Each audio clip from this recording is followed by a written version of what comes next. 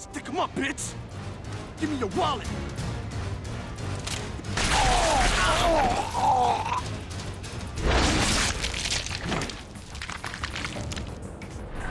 The 7th generation was an interesting time for first-person shooter games. You had unique trendsetters like BioShock and Call of Duty 4 Modern Warfare, but you also had some shooters that left a lot to be desired, like Black Site Area 51 and Time Shift. But stuck right in the middle of these two ends, you got some hidden gems that don't seem to get a lot of love for what they brought to the table. Stalker, Clive Barker's Jericho, and the game in question today, The Darkness.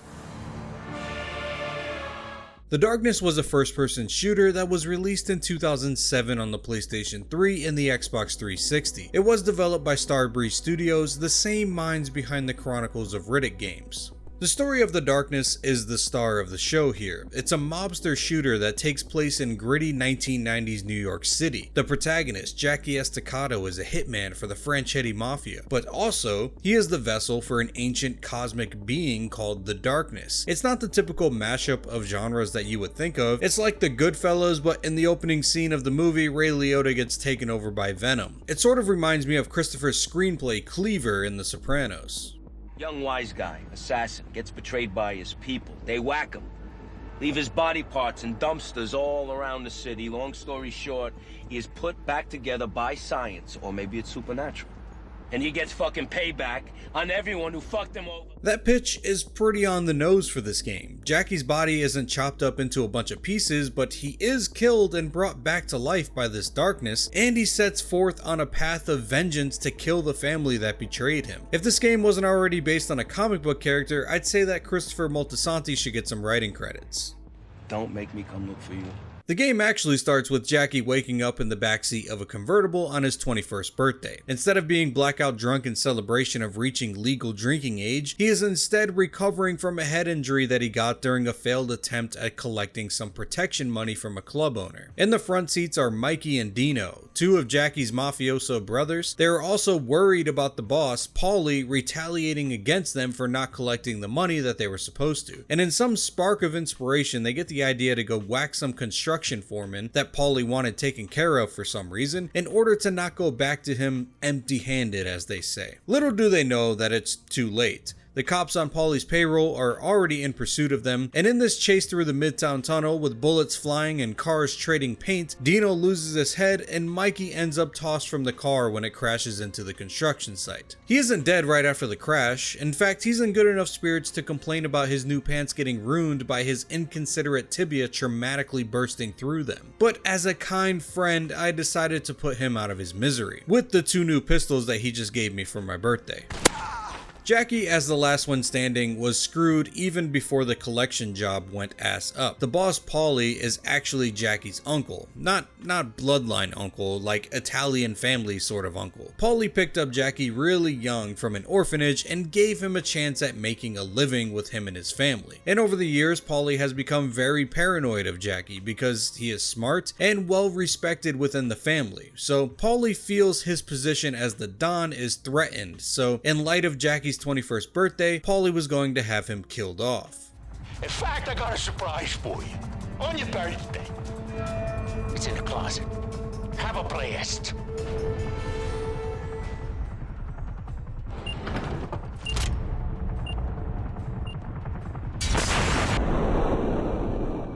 Unlucky for Paulie, Jackie's actual bloodline has a curse of sorts. On the 21st birthday of the chosen male in the family, the entity called the Darkness takes hold of them and grants them powers in exchange for owning their soul. And right as Jackie is cornered in a public toilet facing a gang of Guidos with Glocks, the Darkness takes hold and shreds into all of them, making quick work of their mortal flesh. Jackie decides to use these powers for his own benefits and go after his uncle Paulie and dismantle his whole operation from the ground up. During this process, Jackie is getting support from many of the Franchetti family's inner circle, who think Paulie has gone off the rails, like the wise guys, and people like the Butcher, who is the go-to body disposal guy for the mob. Kinda suspicious when he's using food preparation areas to discard the bodies. I really hope that he's cleaning this area really well before he starts carving into the gabagool. Gabagool, over here.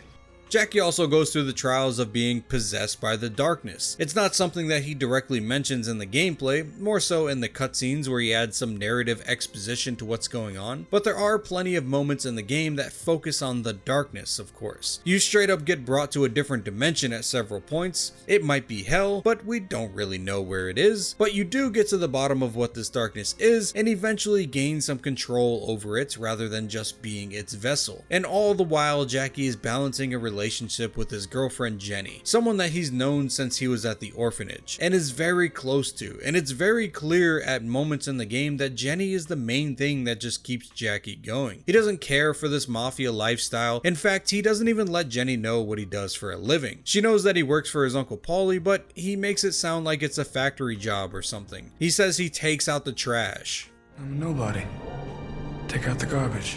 Jackie's sole purpose is Jenny, and the relationship in this game is one of the most believable ones that I've ever seen in a video game. It tugs at your heartstrings at many points, but we'll get to all that with spoilers in just a minute. Let's talk about what it's like to play as Mobster Venom. For a game where you play as an established killer in the mafia and then you get some crazy supernatural appendages on top of that giving you some sweet abilities to use, you would think that you'd be playing as this crazy power fantasy, gunning down everyone you see left and right, ripping whole hearts out of still warm chests, but nope. This game is hard as fuck. Jackie's health bar is surprisingly human for a 7th gen shooter. Getting shot just a handful of times will start covering your screen in a shade of red, and death is not far from you in these moments. There is no health bar or anything to let you know, you just gotta know what a red screen means. In fact, the screen in this game is refreshingly bare. There isn't much going on. There are some icons that pop up when you switch darkness abilities or change your weapons, but they soon fade away, leaving you with an immersive feeling to this game. The controls, however, break that immersion rather quickly. In this game, you aren't just a floating gun in the air that you can whip around and quick scope some noobs around every corner. You are controlling Jackie at all times, and the way they coded the movements in this game is kind of janky. It's like there's a delay when you move your crosshairs, like your arms are turning to aim, but simultaneously your head is turning, but it's lagged behind just a little bit. It's like they made a third-person shooter, but then locked you into playing in the first-person perspective. Jackie's body is rendered at all times, and you can see your feet if you look down, and if you come across a mirror in the game, you can see your reflection, darkness mode and all. It may not come across as that bad when you watch the gameplay, but controlling Jackie just feels kind of sluggish. It's something that you do sort of get used to in this game, but there's also an aim assist function that helps out a little bit as well. Needless to say, it's not the most enjoyable shooter out there, especially around this time in gaming when there were some bangers coming out. This sluggish feeling carries over into the movement speed of the game too. Jackie gets through the entire game at one pace, and it's a little more than a power walk, like the speed that you'd go when you need to take a shit really bad, but if you move too fast you'll lose it. So it's kind of a brisk walk as you clench your cheeks together and pray. With that being said, the guns in the game are not that bad. The guns feel and sound really nice, and later in the game when you get the semi-auto rifles and the shotguns, they are incredibly satisfying to use. In the sections where you get sent to an alternate dimension, it's like a twisted time stuck in World War I, and the weapons there are all time appropriate as well, which is pretty neat. I will say that these goons that you end up fighting in the game all take an unreasonable amount of bullets to drop them, compared to Jackie, who has an ancient supernatural being in his fucking psyche. These guys must be demigods. And when you're in the otherworld dimension, the enemies there just reanimate after being killed unless you eat their heart out of their chest. Other than the aiming being a little janky, the shooting is perfectly serviceable for the game at hand. There are even some cool executions you could do if you get close enough to someone before shooting them, and they are weapon specific as well, showing off Jackie's assassination moves as a mafia enforcer. But onto the unique part of the gameplay, the darkness. When you get the powers early in the game, you don't have any abilities unlocked, so it's kind of useless for a bit. You just kind of got two tentacles floating on your shoulder. But as you go around and devour hearts of your fallen enemies, you quickly rank up your darkness powers, and the abilities are given to you at certain moments in the game, and some are more useful than others. The first one is controlling one of the tentacles as it slithers around along the ground. This can be used for stealth kills, or more likely be used to get around locked doors or pass a puzzle of sorts. The next one is an arm attack that's really just like a swipe of the arm, and that's really it. I don't think I ever actually used this one, to be honest. You can use it to knock out light sources, but the way you control the darkness abilities is you can only have one selected at a time, and all the others just seem way more handy to keep on deck than having a demon arm for busting lights. So no thank you. I will fight auto aim and waste 10 rounds to take down the lights like my grandpappy taught me. One of the more useful abilities are the darkness guns. These two guns, one functioning as a standard pistol and one kind of like a shotgun blast, are pretty cool, and they don't require any ammunition, just your darkness powers. This sounds nice, and it is mostly, but when you find yourself in a well-lit area or need to use another darkness ability, these pistols get put on the shelf. They would have been more useful if you can use them and then have another darkness ability on deck, like the tentacle arm to bust lights in tandem with having these darkness pistols out, but you can't. And I ended up not really using them really at all once I unlocked the final ability, the black hole. It's exactly what it sounds like, conjuring up a black hole that sucks up debris and enemies alike, killing them instantly, making plenty of battles that would have been hard otherwise into being laughably easy. Really, once you unlock this, that's all you use, and it kind of feels like a cheat code. The thing about the darkness powers is they only work in the darkness, and unless you really want to take the extra steps in knocking out every street light and lamp in the area before aggroing enemies, you are inevitably going to be stuck in some light at certain points, which means that these cool ass powers just don't work. You'll hear the tentacles start to sizzle and then they retract themselves. You can't summon a black hole, and if you have the darkness pistols out, they go limp as you're shooting. Enemies also start to catch on to this weakness of Jackie's as the game goes on, and they set up massive stadium lights to give them an even bigger edge in the combat. The whole eating hearts thing gets useless pretty quickly as well. I ate the hearts of nearly every enemy that I killed and maxed out the powers relatively early in the game. And from that point on, there's really no point in eating more hearts, unless you just want to, and that's okay. The animation is pretty cool. Sometimes the right tentacle will just gobble it all up, and the other times the left tentacle gets a little bit of the action. The last unique combat thing that you get is the ability to summon Darklings, little void monsters that have different abilities to help you out in combat. There is the Berserker that goes ham on people, probably my favorite guy. The Gunner has a minigun and his targeting skills really aren't that great. There's a Kamikaze guy who walks up to enemies and explodes. And lastly, there's the Lightbreaker guy who helps you zap out lights in the area to keep the darkness thriving. These guys are really cool, but they were just kind of mediocre in their actual functions. The Lightbreaker is super slow at destroying lights, the Gunner really can't land shots to save his life, and in later levels the Berserker and the Kamikaze just get gunned down before reaching their targets. I think the concept is great. They are goofy little guys. There's one guy who puts his arms up if you aim your gun at him, but they really weren't all that useful, just pretty charming. Follow me to freedom.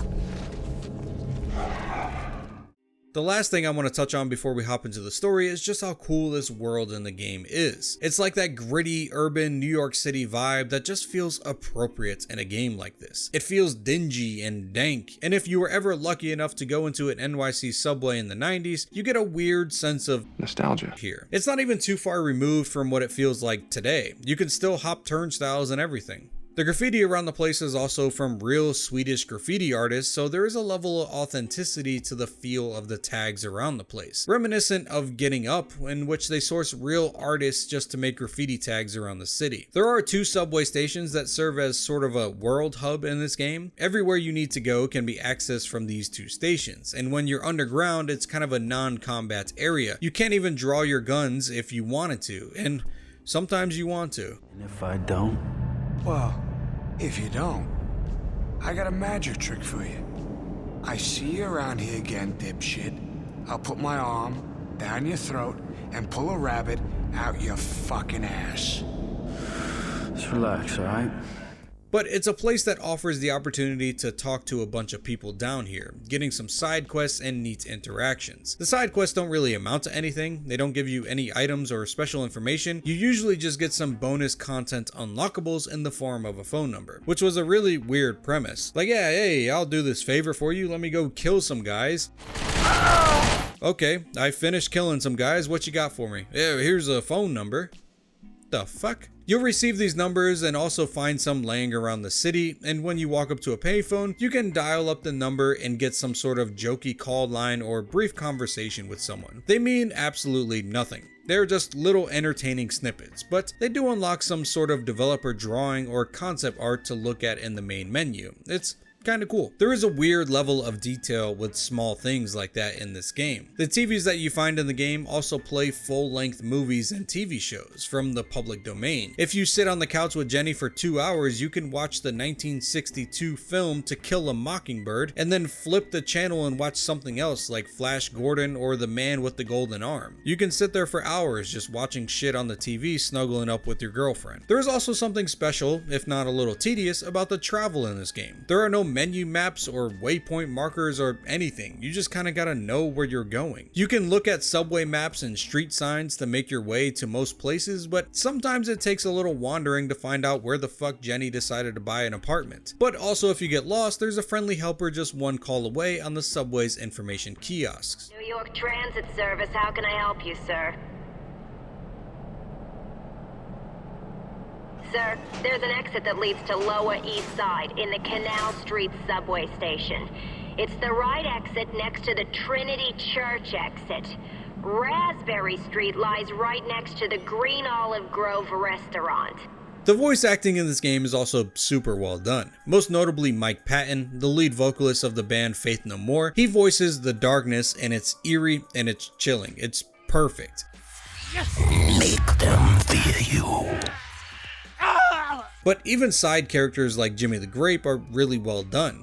I've seen this shit happen time and time again ever since that fat fucking Paulie took over the mob. You understand? He's doozy bots, he's out of his fucking mind. I like how they aren't just talking heads either. It's like everyone talks with their hands. They're very expressive, just like actual New Yorkers do. I'm walking here! I'm walking here!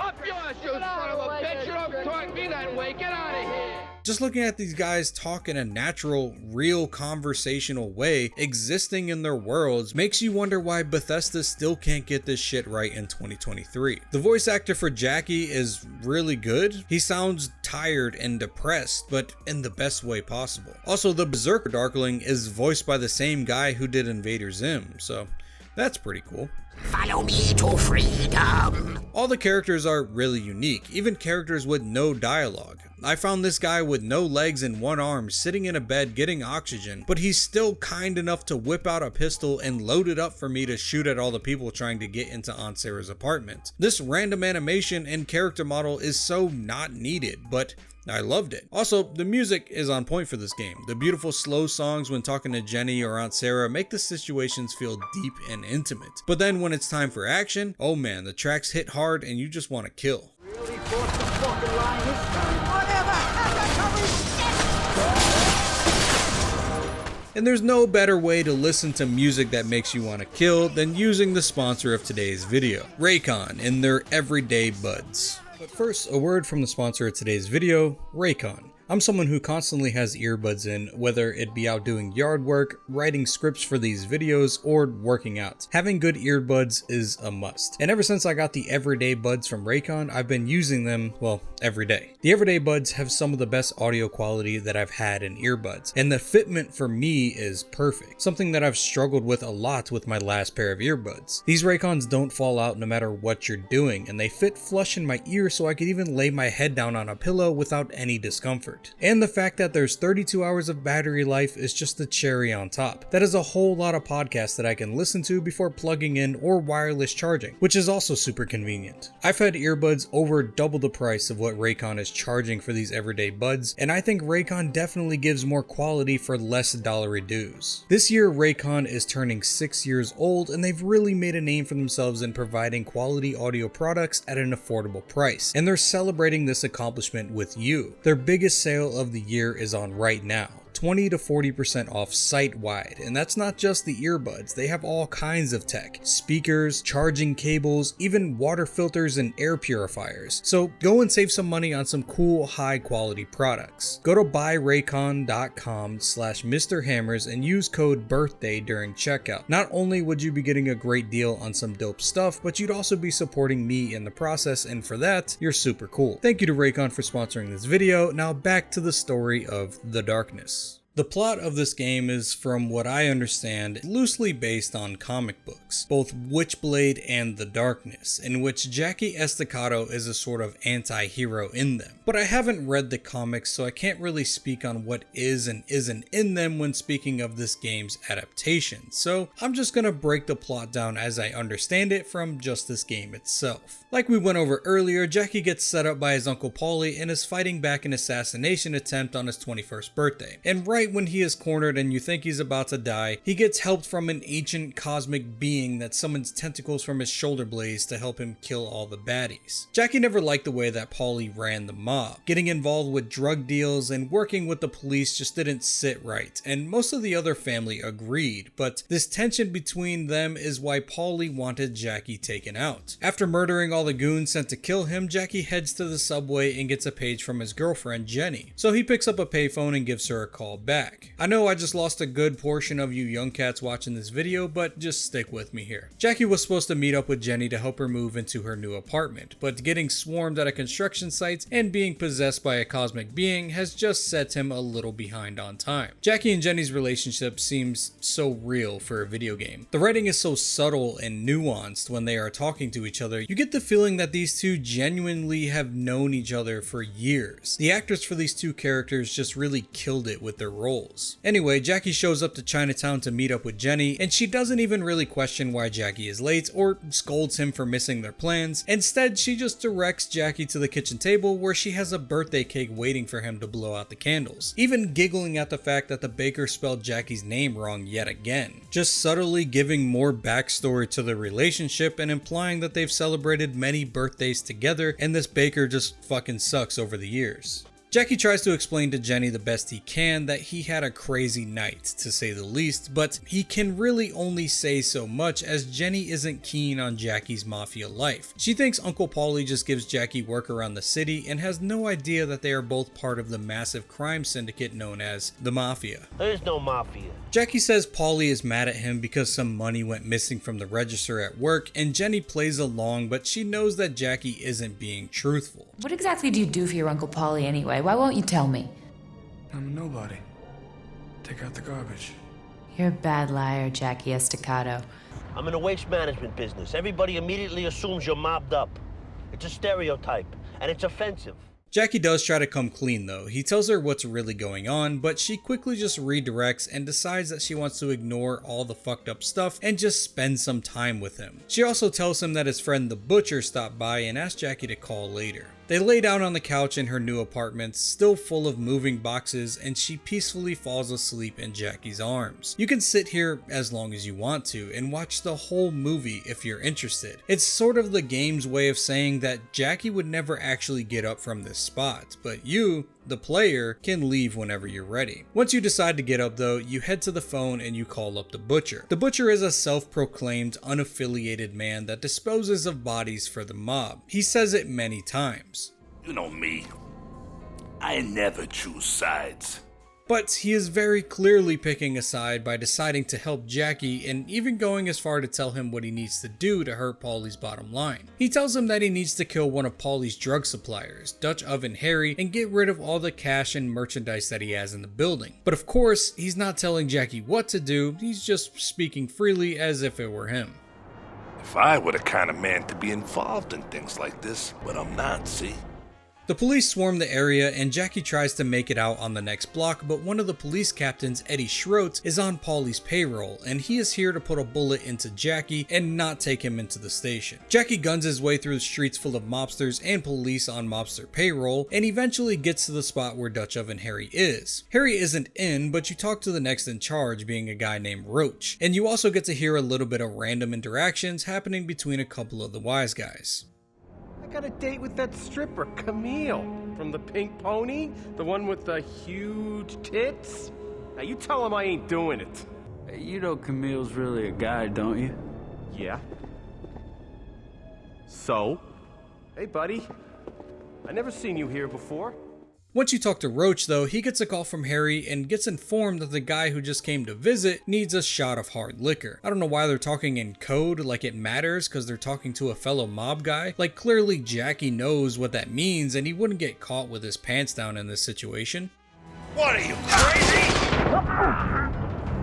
Anyway, after killing Roach and all the goons inside, Jackie realizes that Harry must be in the building because he used an intercom in the basement. So he heads upstairs and confronts him head on. Here, Jackie gets a glimpse into their genius plan with wonderful charts and diagrams showing a plan to blow up the orphanage that Jackie grew up in. Honestly, I don't get why this is such a big gotcha card for them. Jackie is a grown-ass man. He doesn't live there anymore, and I don't know, I guess it's sentimental, but that's like blowing up the elementary school that I went to get back at me for something. Like, yeah, that's tragic and fucked up, but it hits no deeper than blowing up any other school in the country. Jackie even hints at his experience there not being that good, so clearly he isn't too tore up about it. Paulie took me out of an orphanage I lived in after my parents died. It's kind of like being rescued from a shark attack by a grizzly bear. As you chase Harry up to the rooftop, he's still screaming on the walkie-talkie to Paulie to blow up the orphanage, like this is gonna stop Jackie in his tracks. But to be fair, it does. Only because the explosion causes Harry to fall onto the train tracks below, effectively killing himself. As you leave the area, the darkness has some lovely commentary on the situation as well. They burned Jackie. All the little ones. Such delicate torture of the body and soul. While Jackie isn't too sad about the orphanage, Jenny sure is. She can't believe that it happened. It's all over the news and she just wants to go there and help in any way that she can. There is another guy in the subway when you meet up with Jenny, an old head of the family named Jimmy the Grape. He tells Jackie that this orphanage stunt has pissed off the whole family and they want Paulie out of there. He essentially gives Jackie the go-ahead to take care of him. He says Paulie is out of his mind and he needs to be stopped. Last week he cut off Tony Lucchese's big toe. Why? Because of a fucking baseball game. Can you believe that? A disagreement over a baseball game. That fat piece of shit thinks he can't be touched, right? Wrong. Jimmy tells Jackie to head over to Paulie's warehouse and burn all the cash that Paulie holds for the big Chicago families that he's working with in the drug ring. This would not only get rid of the cash that Paulie needs to pay his men, but also piss off the Chicago families, essentially giving Paulie no allies except for the few loyal mafiosos on his payroll, which at this point still includes the captain of the police force. While Jackie is doing all this, Paulie has snatched up Jenny and headed over to the orphanage, knowing that Jackie will pursue them. Here the darkness starts toying with Jackie. It shows flashbacks of Jackie and Jenny when they lived there as kids, showing the hard times that Jackie went through, haunting him about his past, and the darkness does the worst thing of all when Jackie finally finds Paulie.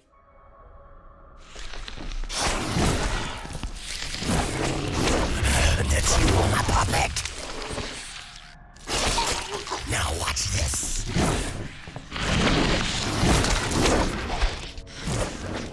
Dick, Jackie was so right about you. Shut up, you dumb broad. Paulie has Jenny in a room with Captain Schroet, and he is taunting her. She fights back a little bit by headbutting Paulie in the nose, but Schroet quickly smacks her down. All the while, Jackie is watching, but the darkness is restraining him from taking any actions, forcing him to watch as the love of his life is tortured in front of him. He's killed 100 men tonight, and these two would be no more of a fight, but the darkness is holding him still and letting them have their way with Jenny. Jenny, who is still confused about this whole situation because she never knew that Jackie was in this kind of life until tonight. Paulie goes on about how Jackie hurt him, so now he has to hurt Jackie, and some piss poor monologue about respect. Paulie ends it with shooting Jenny in the back of the head right in front of Jackie. This is not your fault.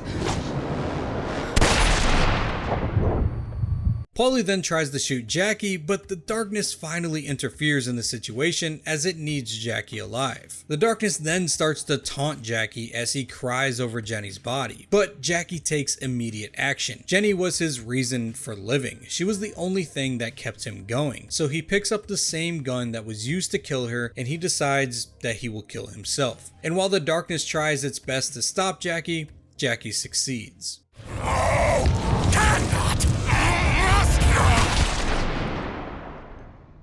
This is the moment where the game truly caught me off guard. You think that when Jenny gets killed, Jackie will go on a rampage, gunning down everyone who even smells like they eat some mortadella, wiping more Italians off the face of the earth than the Carthaginian army. But no, Jackie turns the gun on himself and ends it all. And in my state of shock and confusion, the game gets really weird. Jackie wakes up in an otherworldly battlefield, taking the form of the trenches in World War I, where German and British soldiers are battling it out and they all seem trapped, not dead and not really alive either. Their faces are patchworked up like they've been wounded over and over again, and they are perpetually trapped in this chaotic hellhole. There are also representations of the 4 horsemen of the apocalypse, and one gives you the darkness gun, so they aren't really all that bad, I guess. Jackie assumes that he is in hell, and he very well may be, but the game doesn't really elaborate on what exactly is going on. They just kind of transplant you from 1990s New York to the trenches of World War I. They take your 45s, they hand you a Mauser pistol, and they shoo you on your way. Eventually, Jackie comes across his great-great-grandfather, Tony Estacado, who explains to him that the darkness must have brought him here because he died before it was his time. And the darkness has been obsessed with the Estacado family since he brought it into the family during the war. He doesn't really go into how exactly he met the darkness in the first place, or why it stays within the family. It's just a curse, and that's good enough for me to move on. He tells Jackie that he can confront the darkness in his giant castle that is guarded by a comically large train that has a giant cannon on it. But before he can drive towards the gates, the darkness rips him out of this world and drops him back in New York City. I guess putting Jackie in this plane of existence allowed the darkness to repair his mortally wounded body and return him to the present day to continue to use him as a puppet. In the subway, Jackie runs into Jimmy the Grape again, and he tells Jackie to visit his Aunt Sarah because she thinks that he's dead. There is no telling how long Jackie was gone from this world when he was in the trenches, so it's understandable that people thought he was dead, because he sort of was. Aunt Sarah is an old-timer in the Mafia. Not a member herself, but well respected as a wife of a former member. Once her husband died though, it was only the older members that looked out for her, like Jimmy the Grape. The younger guys like Paulie just ignored her and she became bitter to them. Except Jackie. Jackie always made time for Aunt Sarah and he still respects her highly. I'm gonna tear his face off, Aunt Sarah. Pardon my language, but I'm gonna rip that dirty little motherfucker's face off and feed his lips to the fucking rats! Well, kill is such a dirty word.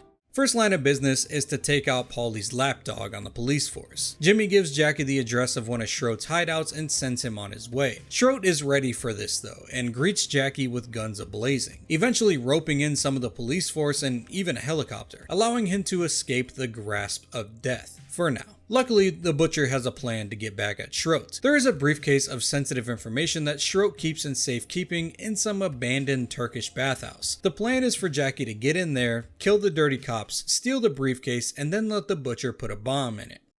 I'm gonna put a bomb in that suitcase. Okay. Then Schroet is forced to come to Jackie and to get his case back. But when he opens it up, boom goes the plastic composition C4 explosives. Jackie has ulterior motives when it comes to meeting with Schroet with the suitcase. See, the darkness has properly pissed him off, and when he was in the trenches, he realized that that's where the darkness is vulnerable. It doesn't want Jackie there snooping around, checking its browsing history. It wants Jackie alive so it has power over him, but in the other world, it doesn't really have control of Jackie. See, they weren't inside my mind. I was inside the mind of the darkness. That's where it's vulnerable. It's where I gotta go back. That means I gotta top myself again, but this time, I'm gonna take Eddie fucking Schroet along with me for a ride. Jackie assumes it's because that realm is really just the inside of the darkness's mind, and it only brings him there while it repairs his body in the real world. But I have no idea, I'm just going with what Jackie said in the monologue. So anyway, not only does he want this bomb to kill Schroet and all his cronies, but he wants it to kill himself. again, to get thrown back into this otherworldly World War I area. The meeting with Schroet goes just as Jackie expected. It was a setup. Schroet, seemingly being the only person to acknowledge Jackie's weird demon tentacles, has a spotlight shining on him during some makeshift interrogation in order to keep the darkness at bay. He uses a power drill on Jackie's face to try to find out who leaked the information on the Turkish bathhouse, but Jackie just rides it out knowing that he's gonna die anyway. Some of the other cops drop some information on a drug shipment coming into town called the Mother of God, and they think that intel is safe since Jackie is dead anyway, but boy were they wrong. Jackie taunts the other cops until they block the spotlight long enough for him to whip out his big old demon appendage and whack the suitcase. No, stupid puppet! And that was the second time I died.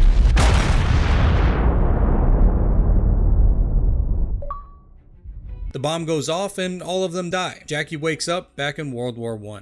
Back in the Upside Down, Jackie and his grandpappy storm a bunker that holds a giant munition for the train cannon thing, and in the process they get attacked by a giant Demogorgon looking thing. Tony gets wounded and tries to give some insightful last words to Jackie, but a hole appears from underneath him, swallowing him into the darkness forever. I guess showing that the darkness does have some kind of power here in this world, just maybe not directly over Jackie. Because as Jackie continues on and eventually fires the giant cannon at the castle, the darkness gets more and more frantic, yelling at Jackie to stop and telling him to turn back, telling him that he will forever lose Jenny if he continues on this journey, but it clearly can't control what Jackie does here. No, you must not! Inside the castle, the weirdest boss fight happens. It's not really a fight at all. Jackie uses all these contraptions that sort of stab his eyeballs. I guess they are removing the darkness from his body, and when he uses all the machines, he then gets to fight the darkness that has taken the form of Jackie's body, except fighting it only makes it stronger, so all you really have to do is approach it unarmed and Jackie absorbs it into his body, seemingly giving him control over the darkness instead of vice versa. I don't really get it, but that's okay, we're back in New York. I'm walking here! Jackie heads to Aunt Sarah's house and they discuss what this Mother of God could be that Schroet's men mentioned before they all went boom. And they assume it's one of the boats coming into the docks called the Santa Maria that is probably smuggling drugs in for the Chicago families. Jackie's eyes twinkle with the idea of taking down this boat. He already pissed off the Chicago family by taking out Dutch Oven Harry, so taking out the captain of this boat will firmly put a nail in Paulie's support from them. He kills most of the men and keeps some alive to tell them to tell the Chicago guys that this was all Paulie's doing. Like the rest of the game, Paulie likes to retaliate for everything that Jackie is doing to him. So after the boat was ambushed, Paulie decided to send men to Aunt Sarah's house to kill her, taking another person from Jackie that he loves. But luckily, Aunt Sarah's got that thing on her, and with her you're able to keep these goons at bay. After this battle, the butcher reveals to Jackie that Paulie recently bought a lighthouse for whatever reason, and he is probably hiding out there, and Jackie should go take him down for good. Ah yes, the lighthouse. In the battle against the darkness, you think that the lighthouse would shred your powers to being nothing, but no.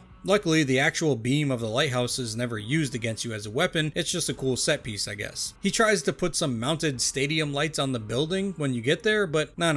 Jackie does just fine. In fact, once you breach the house, it's like 90% cutscene and 10% actual gameplay. The darkness asks to take over, rather than just doing it now. He is more considerate to Jackie at least, and he straight up murders all the men there in spectacular fashion. Even the police show up in their fancy-wancy helicopter. Get the fuck out of here, that shit's no longer a threat.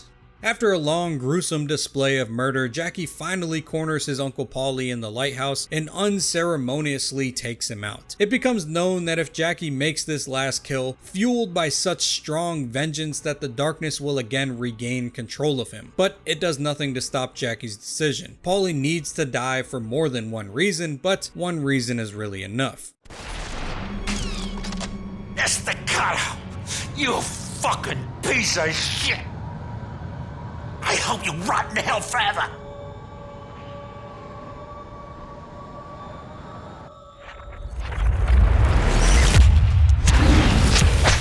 Now you are mine!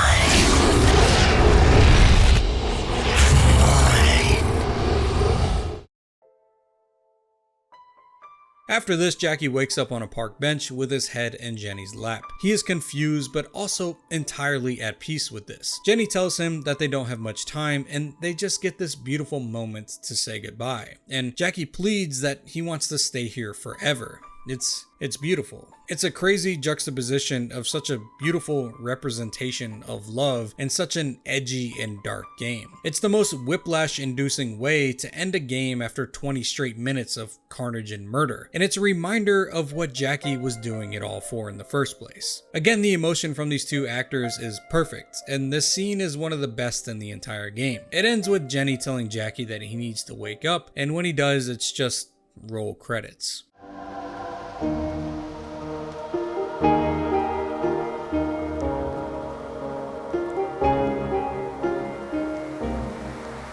Am I dreaming? Yes. You have to wake up now. Wake up. The Darkness was received very well, and while it wasn't the most satisfying or even intuitive shooter to play from the year it was released, it had a lot going for it in the way of story and character development. It sold over 1 million copies worldwide and was generally seen as a success, even though it only ever came out on consoles, never getting a much needed PC port. But this reception led to a sequel to the game called The Darkness 2, very straightforward titling that I appreciate. It was released in 2012 and thankfully it did receive a PC version, but we'll save that game for another video. The Darkness is simultaneously better than I expected and also kind of mediocre to play. I really didn't enjoy the gunplay in this game. It's not that it was bad, I've most definitely played worse shooters, but it just wasn't good or fun. The Darkness abilities added a little flavor to spice it all up, but it just wasn't a game that I would recommend to someone who just wants to play a nice first-person shooter for the shooting itself. However, the story, the writing, and the acting that this game had to offer was miles ahead of anything that I was expecting. It is by far the main reason that I think this game is so highly regarded. All the characters from the opening cinematic to the closing gut-wrenching scene just killed it. The performances were great and every conversation just felt so natural and matter-of-fact. It's like they had bullet points on what they needed to portray in the conversation and they were allowed to say whatever they wanted to convey that information. The conversations were so real, and combining that with the immersion of the world design, the lack of HUD elements and menus, it just made for a game that felt genuine. It reminded me a lot of Metro 2033 and its atmosphere and its presentation, and I loved it. I am excited to dive into The Darkness 2 soon and see if they held up all the strong points that they had going for them in this game, but for now, that's the end of this video. I'd like to go ahead and shout out the homies on the Patreon and the YouTube members: Doc Schwinn, Kid Kingpin, Zachary Parkerson, Snowflake, Anonymous Starkweather, Crash Bandicoot 25, Grand Taquito, Ben Stevens, Potty, Yay Man, Marshall Duff, Alfred Correa, Scribe Slendy, Matthew Taylor, Kenneth Butler, Nick the Brosa, Grizzly Wizzly, Sexy Pickles, Sick Kitty is Dead, Forge'em Nos, and Mike Easton. As always, thank you for watching. I hope to see you next time. Peace.